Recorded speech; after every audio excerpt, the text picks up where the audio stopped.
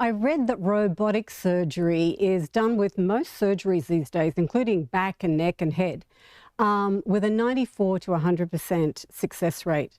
And I know that you transitioned to robotic surgery some time ago. So, what was that transition like for you? So let me explain where robotics are in orthopedics, and I'll tell you our journey in that place.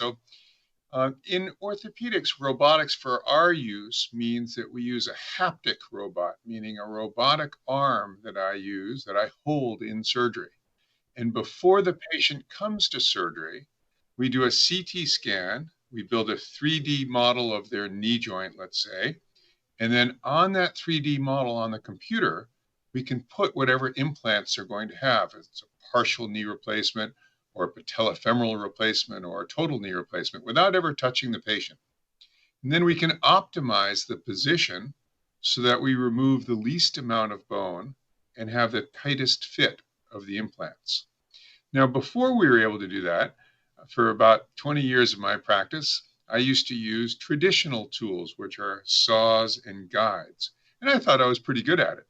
And then when a robot came out, I realized how much more precise we could be with robotic cutting tools. And what that permitted us to do was to get rid of the cement that we use to bond a total knee joint, for instance, to a patient's own knee. And by getting rid of that cement, that permits us, to use implants that the body's bone grows directly into. And what that means is that when you have a total knee now, you have an implant, your own bone is grown into it, so it's part of your body. So you're not going to knock it loose unless you break your bone. So you can go back to running and singles tennis and climbing and all the things that patients said were told that they couldn't do anymore. And now they can do with these new implants if they're done with such precision as robotics gives us. So what it's done for me as a surgeon is made me a much more precise surgeon. What it's done for my patients is opened up a whole new vista of decades of being able to play sports.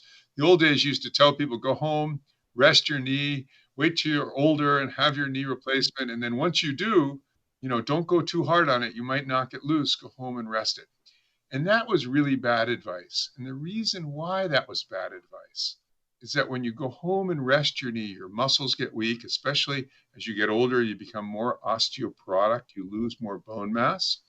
So we're telling our patients exactly the opposite now. Go home and exercise. And the more you exercise, the more you build bone, the more you build muscle, the less likely the implant will be to come loose.